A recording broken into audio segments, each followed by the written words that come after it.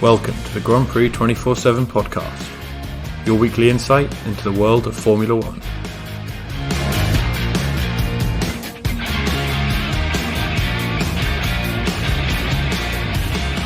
Thank you for listening to the Grand Prix 24/7 podcast. I'm your host Will, and today I'll be joined by Garry Sloan, a contributor to the Grand Prix 24/7 website.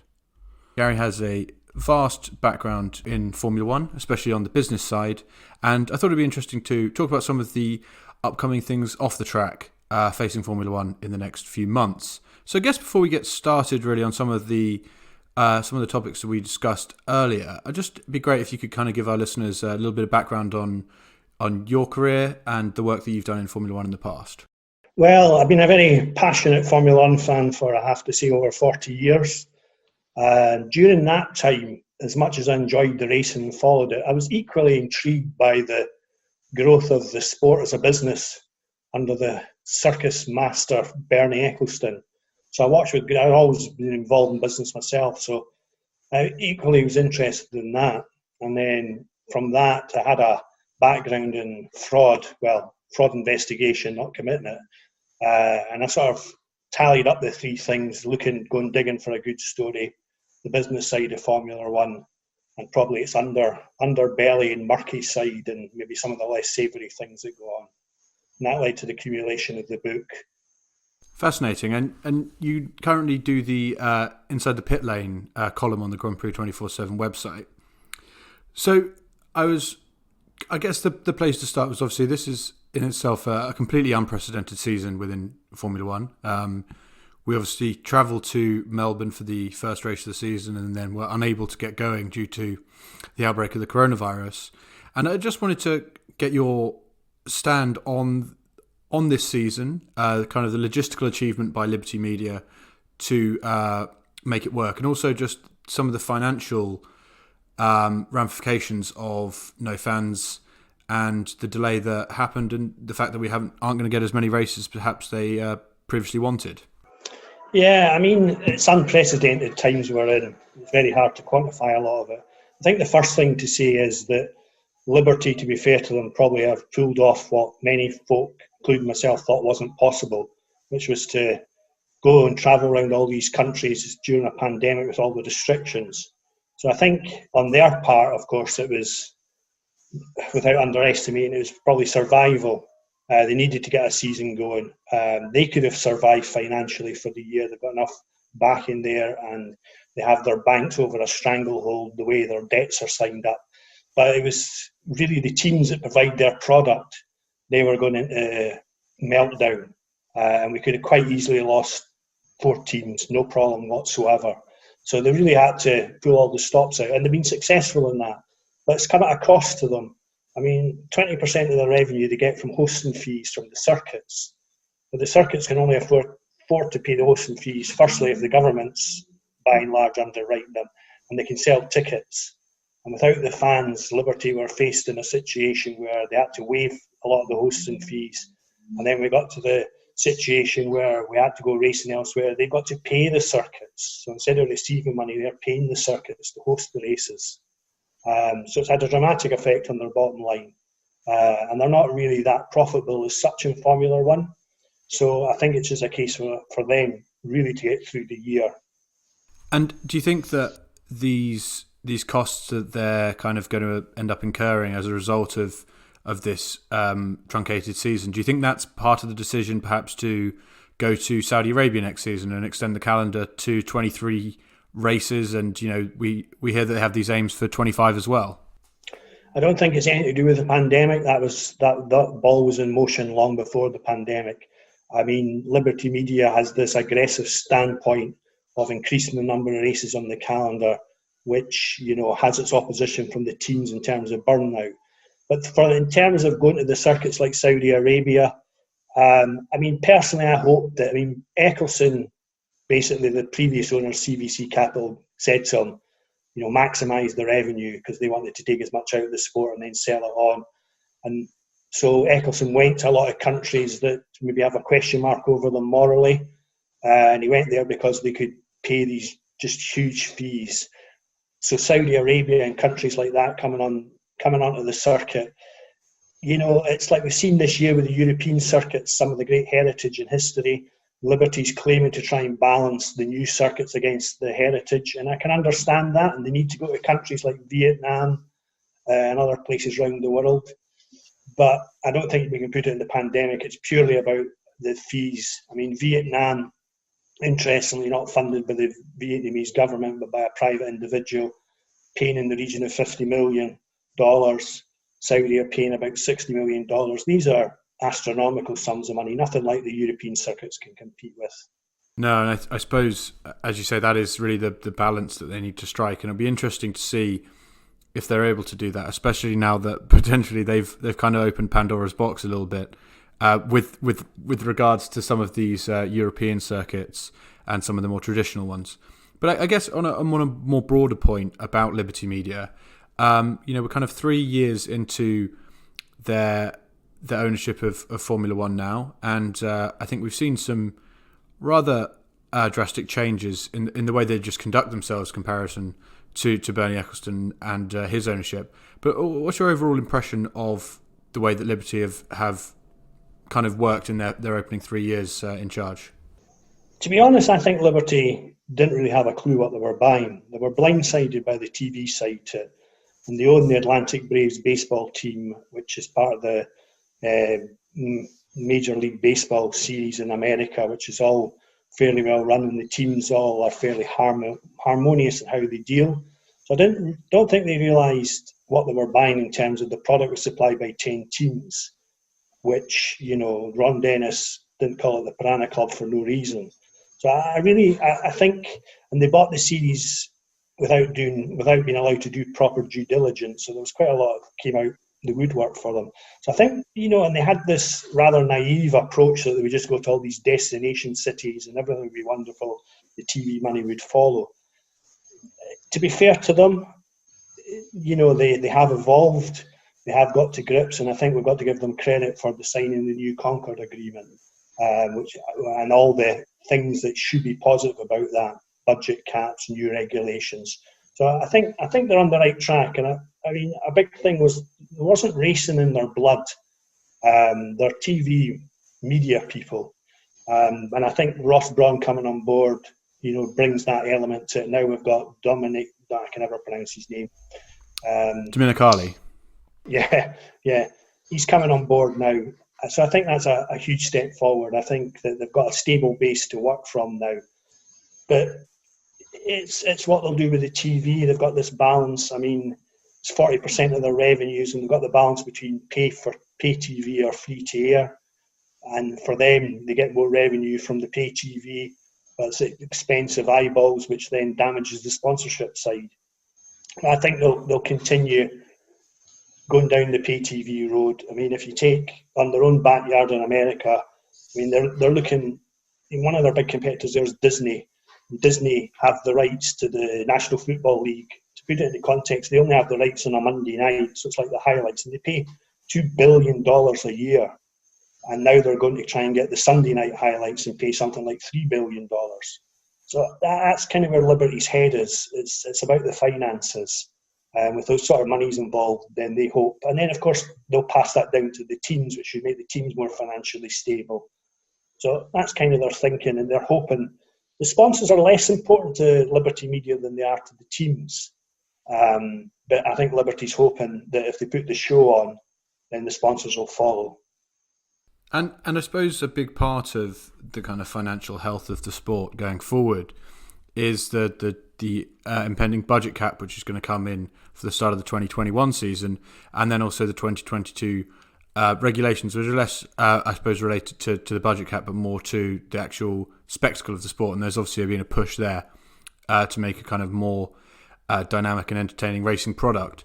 But what are your thoughts with regards to the budget cap, with the level of that it's at, and just how much of an impact that will be in terms of bringing down the cost of Formula One? Yeah, well, the cynic in me argues how much will they be able to police it and enforce it. I mean, these teams, and there's a lot of unscrupulous people involved in Formula One. We've seen that over the years, all the scandals, and we even see it just now with all the alleged, Ferrari engine and Racing Point copying, and what Haas is up to.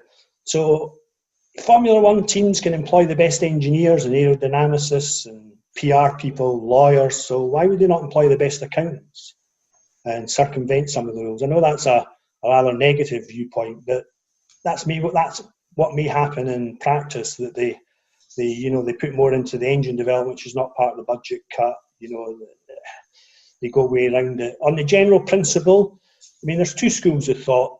I mean, you're taken from the budget cut is kind of like a government-imposed communist, we'll control the marketplace, compared to what we have just now, which is the complete opposite, which is the complete free market. So it's trying to find the balance somewhere in the middle. I mean, lots of other sports don't have budget caps. Lots of other sports, if we take Premiership football in this country, you've got, your Man Uniteds and Chelsea's, abroad, you've got your Inter Milan's, Real Madrid's, so it's not unique to Formula One, the disparity on budgets. So it could be argued that, on one hand, the budget caps preventing progress because the teams that are successful can't reinvest because they're hampered by this cap. So it's a strange one. I think the jury's out on it, to be honest. Yeah, I think that given the level that it's been placed at and the exemptions that teams will be able to enjoy, especially as it first starts before the kind of reductions come in and potential talk of a driver salary cap comes in, I think in terms of the overall impact on the competition will potentially be limited. But I suppose it is an encouraging move by Liberty, and I think, as you say, with the kind of way that the new Concord agreement has worked, it looks like Formula One is trying to move towards that kind of more American franchise model, and then obviously the budget cap comes in hands with that. The budget cap adds value to the teams. It makes them more saleable. Part of the reason a lot of the people signed up to the Concord agreement, because a lot of these teams will still get sold over the next 5 years. I mean, it's a bit of a myth that nobody will buy a Formula One team. There's plenty of purchasers out there. And the new Concord agreement just made them far more valuable with the dilution fund, which will prevent or potentially prevent new entrants. So it's made the teams more valuable. So from a self-interest point of view, if they're looking part of their game strategy, I mean, Williams New York owners Durlington Capital, they've only bought that team to eventually sell it. There's no other reason for it. So it's interesting they didn't sign till the budget cap was agreed. Well, it's a good segue, I suppose, into our next topic, because there was some speculation that George Russell could be replaced potentially by Sergio Perez. So what do you make of the latest driver market rumours and moves? Yeah, well, we had the announcement today of Alpha Tauri with a Japanese driver maybe potentially getting signed up. I mean, I think all the names are in the ring. There's fewer seats now available. We're waiting to see how it shakes out. So we've got Schumacher probably going to Haas. And then it's really whether Perez and Hulkenberg will get a seat. It's a bit disappointing, to be honest, that some of the young guns, there seems to be a lot of them coming through the ranks, and we're re-signing the Raikkonens and Alonsos and Vettels of the world. Much that I respect all of those individuals. The sport needs to attract the young drivers, and if the driver academies that soak up a lot of the money aren't producing the goods, or they are producing the goods, but then there's no outlet for the drivers, that's not good for the sport. In terms of Sergio Perez, is another one potentially looking at Red Bull. Do you have any understanding of kind of what the situation is in terms of like the money and that these drivers can bring, and kind of how the teams look at that and how they kind of weigh that against their decisions in terms of talent? There's always been, I mean, we talk about these paid drivers. There's always been paid drivers in the whole history of this sport. Drivers have always bought sponsorship to them. Your Niki Lauders of the world, Enzo Ferrari couldn't re-sign him unless Paramount would pull the money out unless they re-signed him after Lauder fell out with Enzo over his salary. So we've always had them. They'll always continue. The only slight difference is if a driver was talented, then the money would follow him by the sponsors. You could argue with the breed of drivers now, your Strolls and your Lafitis, where it's their father's money, you could argue that they don't need the talent because the dad's still going to pay out the money, whereas a commercial sponsor wouldn't. I mean, I have a great sympathy with the paid drivers that have got the rich fathers putting them through the sport, because I think they're damned if they do and damned if they don't. If they don't get anywhere, it's, well, they're only in it because of their dad's money. And if they do get anywhere, it's, well, they only got there because of their dad's money. So I think that's quite hard. The teams look at it. I mean, it really depends on the harsh financial reality. Some teams need the money more than others, so it's a much more critical factor in their decision making. Teams like Red Bull tend not to worry on that factor, nor do Mercedes. But then lower down the end of the grid, your Haas's and your Williams and whatever, then it can be a critical as part of the decision. And a lot of times the sponsorship, the money comes is that the sponsor just pays the driver, so the teams don't have to pay the driver, and that's how that deal's structured, as opposed to the team getting the money directly. It just means they don't have a salary bill to pick up. And you've mentioned sponsorship a couple of times, and I'd just be interested to get your thoughts on that. Firstly, do you think that there's going to be an impact from COVID-19 on the way that teams attract sponsors? And, are there any interesting sponsorship opportunities that you can kind of see opening up? I think it's going to be very, very hard now. I think the world's moving on post-COVID. I think you'll find that companies will reevaluate what they're getting out of their money. I think it's going to get harder and harder and harder. Formula One's still able to attract sponsors, which is the positive thing, and Liberty Media's sort of title partners have held up, although it'd be interesting to see if Heineken re-sign their contracts out at the end of the year. You've got Emirates, that an airline, they're just in meltdown. So they will attract the sponsors, and there's different sponsorship models available to the teams. I mean, McLaren's certainly went down the road of no title sponsor, whereas they have 48 smaller sponsors, which enables them to have a greater degree of flexibility. And, the sums add up to greater than a title sponsor. So I think sponsorship will still be there. It might just have to evolve. I think what everybody will find is there'll just be less money per sponsorship deal. But that's kind of negated with the budget cap. That's one of the whole sort of driving forces behind it. There's going to be less money coming at this sport. So if you have to spend less, you need less income. So I'm not pessimistic about the sponsors. I just think you'll find that it'll be a lot more creative how they use their sponsorship dollar. And just before we go, Gary, just one last question. Obviously, the movement from Ross Brawn and Liberty seems to just be with an eye, I suppose, on making the racing more entertaining. The reverse grids is one thing that we've seen floated a number of times now, which seems to be kind of losing traction, if anything, among the teams. Do you think there's going to be a continued push from Brawn and from Liberty and the kind of people at the top of Formula One to keep bringing in these ideas to try and make the racing a little bit more engaging? I campaigned last year for fans to have more involvement in Formula One. I do believe that all the stakeholders in Formula One, from Liberty Media to the teams to the sponsors, they miss a fundamental part of their business model, is that they're delivering a poor product to their customers. We wouldn't put up with it in any other product that we were purchasing. We give up our time to watch the sport. If the fans didn't watch the sport, there just would be no sport. It's as simple as that. There'd be no money in it. Sponsors only come into it because we watch it. If every football match at a weekend ended in a 0-0 draw, then football would soon die. And yet we're expected to put up with our product being poor. So they really, really need to, I would say, in all the decisions they make, when they design circuits, when they design cars, when they bring in regulations, the first and foremost consideration should be, is this good for racing? Is this good for fans? So they have no choice. They need to increase that. They need to keep the product going. And we talk about, the Mercedes domination's boring, but I've sat through all the dominations, whether it was Red Bull, Ferrari, Williams. The Formula One's always been like that. That's not the issue. It's if there's a lack of racing on the tracks and these teams aren't held to account. I don't personally think the reverse grid is a good situation, a good scenario. I think if you're going to introduce things, you've got to keep the spirit of what racing's about. I don't think you can come up with, and they're easily put off as gimmicks. I'm not saying they're a gimmick, but anything that negates, I just think the reverse grids are not a good solution. But there's plenty of other solutions out there they could do. There's lots of very simple things they could do to make the racing more exciting. And sometimes I hold my head in my hands to see, why don't they do it? Well, thank you very much, Gary, for your wonderful insight. And I hope to have you back on the podcast very shortly. Thank you very much for listening. We'll be back next week to preview the Turkish Grand Prix. If you want to get in touch with the podcast, please just drop us an email at podcast@grandprix247.com, or you can visit our website, grandprix247.com. Thanks very much, and we'll speak to you soon. Bye-bye.